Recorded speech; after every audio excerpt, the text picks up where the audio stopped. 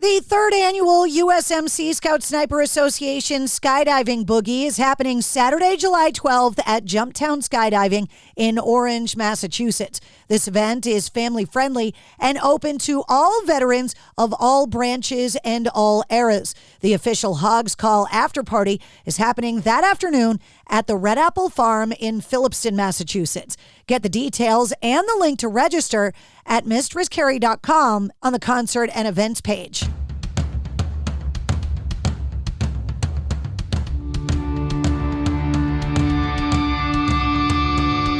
Hey, what's up? This is Sully from Godsmack. Strap on those boots, baby, because you are now in the trenches of the war room with the one and only Mistress Carrie right here on the Mistress Carrie podcast. What's up? This is Joe Rogan, and you're listening to Mistress Carrie. Her hair so lovely. Pretty eyes. Hey, this is Brink from Shinedown, and you're listening to Mistress Carrie. Hey, Carrie, go put your bra on, girl. Hey, this is Steven Tyler, and you be listening to the baddest bitch in Boston, Mistress Carrie. What's up? This is Aaron from Stain, and you're listening to Mistress Carrie. Hi, everybody. This is Dave Grohl from the Foo Fighters, and you're listening to the one, the only Mistress Carrie. Hey, this is David from the band Disturbed, and you're listening to the baddest bitch in Boston, Mistress Carrie. Hi, Bruce Dickinson here from Iron Maiden. Yes, indeed, Miss Whiplash herself, Mistress Carrie, is here to unchain your brain. Hi, this is Flea from the Red Hot Chili Peppers. You're listening to Mistress Carrie. This is Dennis Leary. You are listening to my favorite, Mistress Carrie. Hey, this is Corey from Stone Sour, and you have the privilege of listening to Mistress Carrie. Oh, God. Oh, yeah. Hey, it's Mistress Carrie, reporting for duty from MCHQ for episode 264 of the Mistress Carrie podcast. Maria and Chris from In This Moment are going to be busy for the rest of 2025 and into 2026. Between collaborating with Five Finger Death Punch and headlining this year's Hell Hath No Fury tour, with a stop at the Palladium in Worcester, Massachusetts on August 14th. And the band just announced this fall's Black Mass tour with Dayseeker, The Funeral Portrait, and Dead. Tickets go on sale for that leg of the tour on Friday, June 27th. There is also a brand new album in the works, and I've got all the details on the upcoming new music from In This Moment in this episode. So allow me to introduce you to Maria and Chris from In This Moment. Hi, guys. Hey. How you doing? I'm really good. Thank you guys for doing this. I know you're super busy. Oh, no worries. We really appreciate you giving us the time. You guys gave me the excuse to go into the air-conditioned studio. We're in the middle of a heat wave. So hopefully by the time you guys get here in August at the Palladium, it's not going to be this hot because it's ridiculous right now. Oh, my gosh. It is. It's hot everywhere. There's like a massive heat wave going on. Yeah, it's like you just want to lay naked on an ice block and do absolutely nothing. It's true. It's so true. That's what air conditioning is for. Exactly. But you guys are doing a bunch of like the big U.S. festivals this year. And with everything you guys have to wear, if you hit a day like that, how do you get through an outdoor performance when it's this freaking hot? Brutal, right, Chris? I mean, it's so brutal, but you know what? We just power through it. There's no way I'm not wearing my full thing, and I know it's the same for the other guys. We just put it all on, and you go up there, and you can just in the mode, and it's only for a certain amount of time. If we were up there for like 2 hours, we might have to change it. But usually at the festivals, it's like 45 minutes to an hour, and you just battle through it, and then it's over. Yeah, and I do have fans that blow on me, like up on my like main area that I stand, so they kind of give me some like salvation. But when I'm like, sometimes when I have a mask on or like fabric, I drape veils over my face with a mask with like 3 different layers. I definitely like, oh my God, I'm gonna die right now. It is a crazy feeling to be standing up for melting.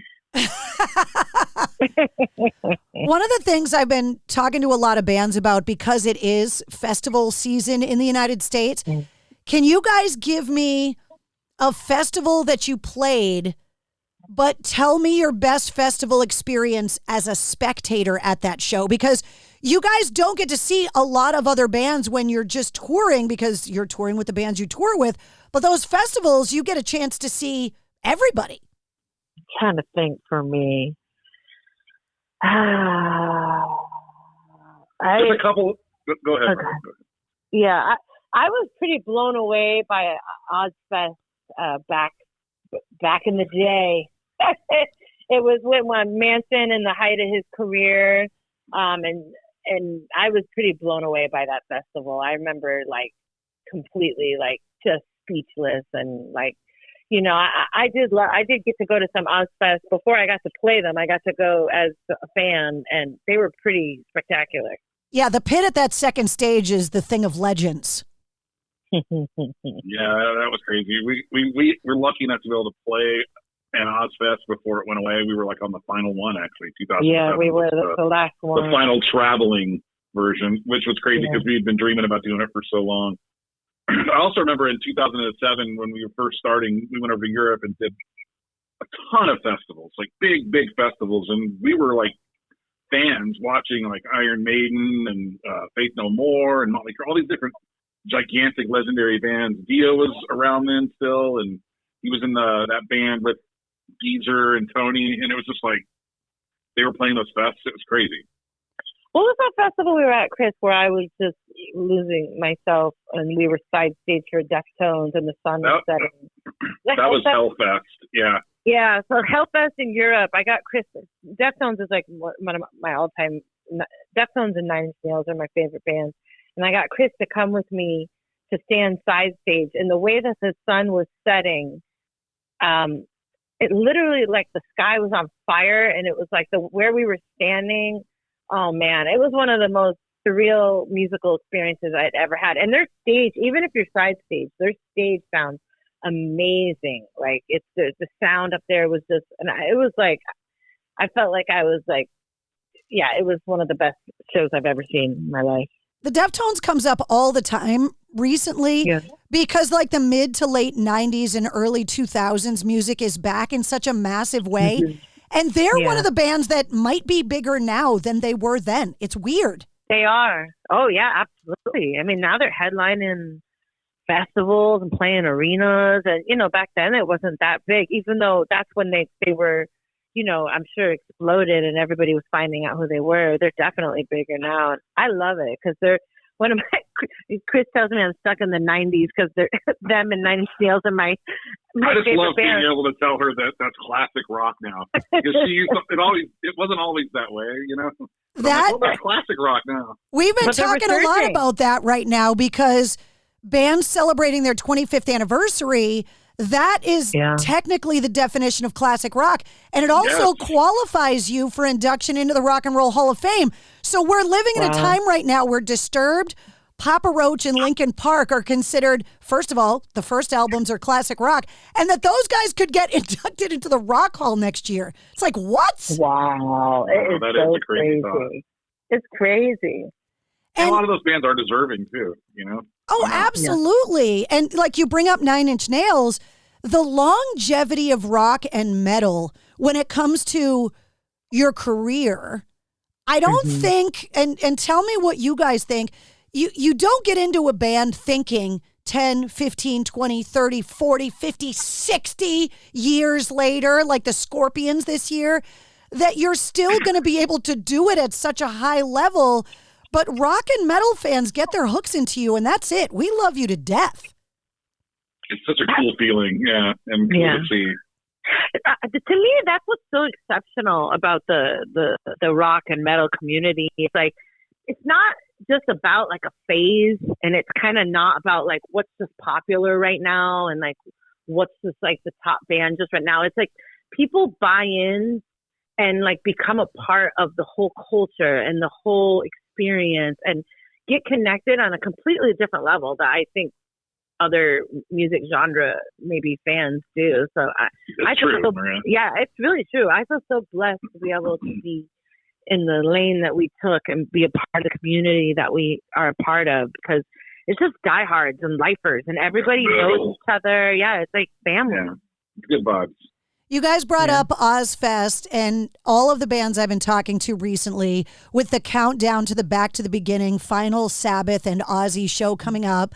It's impossible, in my opinion, to be in the world of rock and metal and not have been inspired by Ozzy and Black Sabbath. So can you guys just talk to me about what Ozzy and Sabbath mean to you as musicians, as fans? Oh yeah. I mean, Chris, you can go first. But I mean, they were one of the first people to believe in us and how we even got signed through Blasco. You go ahead.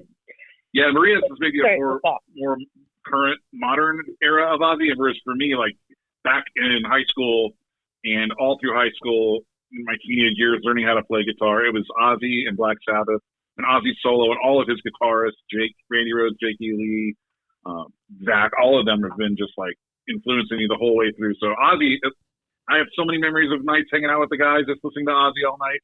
I mean, it's huge. And then we, like Maria was saying, we got to tour with them. They took us out, and Sheridan, Ozzy kind of helped us, and we got to do Ozfest, and we did the giant headlining tour with him.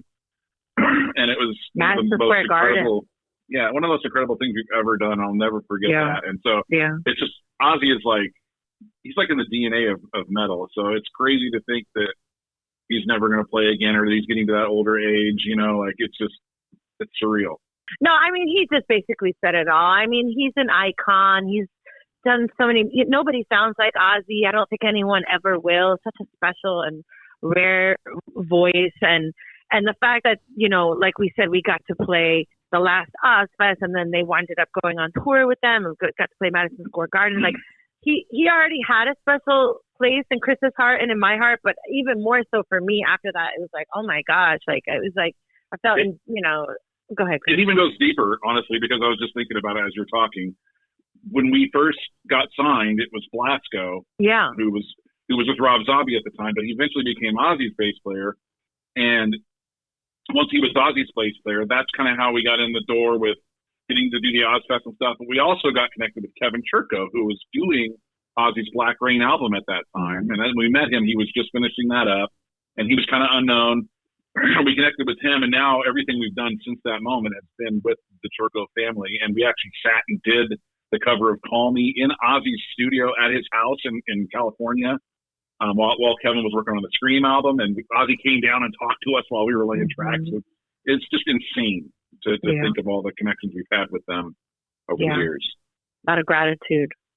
You guys bring up working in the studio on music. At the end of last year, you said you were going to take a little time off. Is there an update on music that you can give me?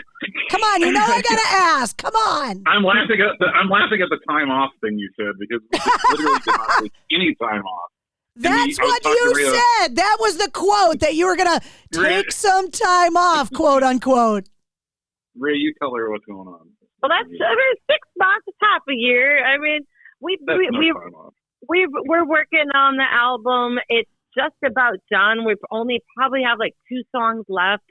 We thought we were done, and then we kind of had to step away and look back, and we're, you know, so it feels like it needs a little bit more, but we're still going to actually be releasing a new song soon. We want to get new music out. We love, you know, when you tour for a living and you're out there and you're doing things, you want to play new music. You want to bring new energy to the crowds and to everybody. So we will be dropping a new song very soon with a guest vocalist that we can't announce yet, but it's like somebody we love and have been inspired by recently. So we're excited for everyone to hear something coming very soon. And yeah, the album is pretty much done. We only have about 2 more songs left. So we're trying to get it all, you know, dialed in, and we don't want to rush it. So we want to make it the best it can be, and we'll just release songs until the album's ready, because we want it to really be something we're proud of. Yeah, we're excited too, because we're on Better Noise now, and they're kind of doing all of our songs and all of our planning and how we roll things out. So we will be releasing songs until the album is ready, which is something kind of new for us. Yeah, you know, just to kind of releasing standalone songs like that. But go ahead, whoever was going to say something. It is something that a lot of bands are doing, what you're saying, that you're kind of releasing songs before the record comes out. The timeline for like releasing singles, I feel like, has gotten a lot longer than it used to be. It used to be like a few weeks, and now it could be a year. Yeah. Yeah, totally. Yeah, it's true. Just depending on how the traction that it gets and how people relate with it and all those things. But we feel really good and strong about the first one, and so that's what we wanted to lead with. It's a face melter. Nice. Yeah, it's really heavy. We wanted to come out really, you know, charged with a lot of electricity and make it insane, and then we'll figure out what comes next. Speaking of guest vocalists, Maria, you're also featured on the Five Finger Death Punch track, I Refuse, that I've been playing the hell out of. Oh, thank you so much. Yes, it's such a beautiful song. I'm so happy to be a part of that with them. And that's a cool thing about us joining Better Noise, is that they have such a powerful track record that they've built with Five Finger and a lot of their other bands. And so it was a really cool thing. We're already close with Five Finger. Ivan and me are really close, and we have been, all of us, for a really long time. So I think us joining the label now, all the kind of things lined up at the same time in order for that to happen the way that did. And I love the song. I think it's a beautiful song already. So I feel grateful to be a part of that. Yeah. Do you guys have the same feeling that I do, that we're kind of in this renaissance of rock and metal right now? Because I feel like all of the artists that are in this kind of big umbrella of a genre are firing on all cylinders, that they're all making the best music of their careers. They're all going out on the best tours of their careers. It just feels like rock has kind of, I don't want to say come back because it never went anywhere, but it's just this whole new era in rock and metal. Do you guys feel like that too? Yeah. Yeah, I definitely do. Yeah, I think both with the bands that have been around holding the torches for a really long time, and then also the newer bands, obviously like the Sleep Tokens and the Bad Omens and all these new bands that are having these big moments. I think just as a whole, I think something really special's happened. And we all saw that happen with MTV, with Korn and Limp Bizkit and all those bands all over the main charts. I mean, we all saw that happen. And so it would be just so amazing to be having a moment like that happening again. It is. And another really cool thing, too, that we've been noticing and talking about is how heavy everything is. Yeah. Which is super cool, Yeah. Yeah, people are pissed off. Yeah, they are pissed off. Yeah. It's and all the girls screaming, too. That's really cool. There's a bunch of really popular female artists that are like just screaming their heads off, and everyone's loving it. I wanted to talk to you about that because of the Hell Hath No Fury tour. You guys are going to be at the Palladium in Worcester August 14th. And when you talk about, crazy screaming women, the tour's packed with them. And I say that with all of the love. Yeah, we wanted to bring some powerful energy and wanted to do like an all-woman lineup. And it just kind of wanted up, and I'm super excited for this tour. I think all the bands are really cool and special. And I think they're all going to bring a really unique, different type of thing. Like Wargasm is like industrial but heavy, but almost feels like Prodigy. It's like really cool. And Kat Von D is like dark, kind of like synth. Yeah, she's kind of a different vibe. Really cool, different vibe. Yeah, and then We Are the Pretty Wild. Excuse me, I'm choking on my smoothie. We Are the Pretty Wild. They're like this new cute little young sisters, and they're screaming and they're bringing it, and really heavy, cool stuff. Really modern, heavy, yeah. So I think it's going to be a really unique night for people, and they want to get there early, and to see the whole entire spectacle. As somebody that's been in the rock and metal world as long as I have been, it used to be that there was room for one of us, right, Maria? That like, if there was I hate the phrase, but I'm going to use it because you'll understand what I mean, the female fronted band, right? That there was room for one. And the more I talk to bands with all men in them, they talk about how women have been around, but now it seems like it's this whole new time for rock and metal when it comes to women. And for somebody like me, I've been waiting for this time. Maria, how do you feel that finally, you're doing a tour with all women? 10, 20 years ago, that would have been almost impossible to do because you couldn't find the bands to fill the bill. Yeah, we did do it back in the day too, but they weren't all necessarily, everyone didn't quite know who everyone was necessarily right off the bat. But I think it's amazing. I think that Chris said there's so much heavy music with women empowerment going on and women playing left and right. They're headlining up at the top, getting up to the tops of the festivals, and a lot of really cool things going on. And I think it's always kind of been there. But yeah, everybody just realized how cool it is. Yeah, exactly. Yeah. I was always like, this is sick. with what Maria's doing is sick, and other girls that were doing it. And I think everyone just finally caught on that these girls are super powerful. And when you see them up there in front of the band and just laying it down, it demands respect, and it's cool to see so many of them. You know, because at the end, it's music, it's a feeling. Like, so it really doesn't matter if it's a woman or a female who's a male or or a woman. It's a presence. It's a presence. It's an energy. It's an expression. So, I mean, that's going to come in all forms, you know. You guys became a band in a different way than I think new bands do now, because they do it on the internet now. Yeah. But you guys have that quintessential rock going to LA to put a band together and to make it happen story, like the Welcome to the Jungle video. Like, when I think about that story, that's what I see in my head.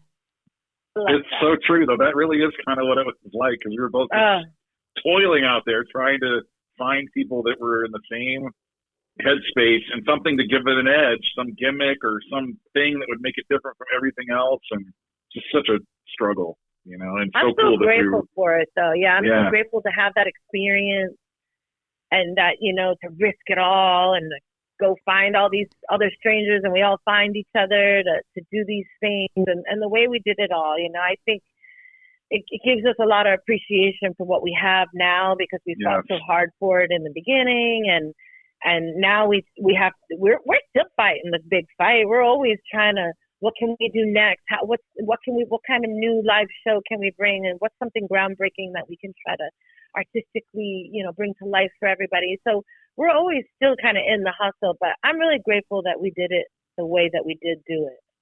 And now Hollywood is taking over when it comes to rock because of all of the biopics that are coming out. Is there a rock or metal band story that you would like to see on the big screen? Because these movies are all coming out and they're all really good. I think a Pantera one would be really killer, because that's a pretty tragic story, and, you know, it's kind of shrouded in the mystery a little bit.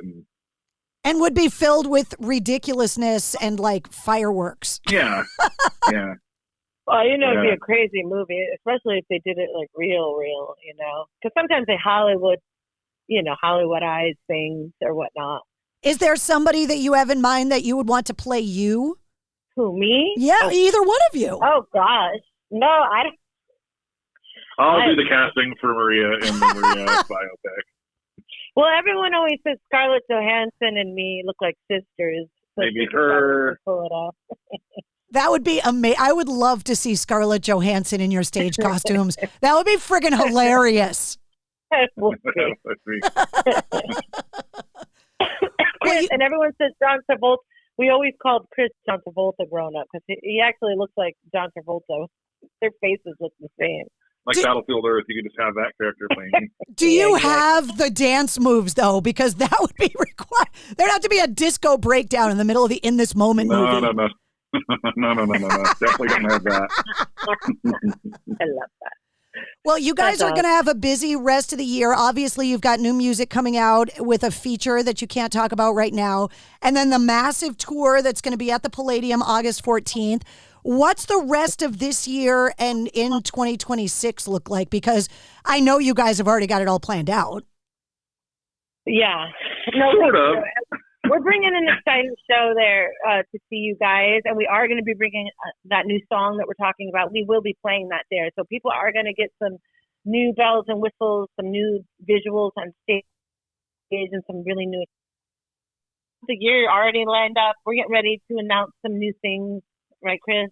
Yeah, for the rest of this year, and then next year we know the album is going to come out next year at some point. Yeah. We don't have a hard date for it, and we're going to be touring too next year. Yeah, probably spring. The album, I'd say, come out around ish. We don't know yet, but that's what probably will happen. And then we'll be touring all brand new music at that point too. But like we said, we're going to keep releasing songs. So like this tour, we'll be bringing new music. And if the album's not out and we do another tour later this year, we'll still bring another new song. You know, we want to. It's exciting. You need that new energy. You guys are hitting some of the big American festivals this year too, so it's a busy year for In This Moment. Yeah, we love those. I mean, those are just you have one of a kind, really special. You get that many people together, all celebrating heavy metal at the same time. There's nothing in the world like it. There's nothing like that energy of everyone coming together like that. It's pretty exceptional. So we love that. Well, the heat index in Worcester today is 106. So I hope on August 14th, when you guys are in town, it is not that hot, because otherwise, spoiler alert, we're all going to be nude. Yeah. Oh, we just look forward to seeing you all. It's going to be an amazing show, and we might get sweaty together, but it'll be a night we won't forget. It was so good to talk to you guys. Thank you so much for the time. You too. Thanks for having us. Thank you. There they are, Maria and Chris from In This Moment. They'll be at the Palladium in Worcester, Massachusetts on August 14th, and you'll find the link to get your tickets in the show notes of this episode. You'll also find the link to this episode's corresponding playlist. I make a playlist for every full-length episode of the Mistress Carrie podcast that features all of my guest music and all the artists and songs that we referenced in the interview. You'll find Chris's links, Maria's links, the In This Moment links, and of course, the Mistress Carrie links. If you liked what you heard, don't forget to like, follow, comment, and subscribe to the Mistress Carrie podcast. New full-length episodes come out every Wednesday, plus every weekday you get the sit rep. The Situation Report gives you all of your rock news, music headlines, and entertainment updates in around 5 minutes. And you never know when we're going to release a bonus episode. Join me live every Tuesday night at 8:30 Eastern for my weekly streaming video show, Cocktails in the War Room, on my official Facebook, Instagram, Twitch, and YouTube. And of course, you can always find me on the radio. Get the details on all of that and more at mistresscarrie.com. And I'll see you at Jumptown Skydiving on July 12th for the 3rd annual USMC Scout Sniper Association Skydive Boogie. Mistress Carrie Podcast, a proud member of the Pantheon Podcast Network.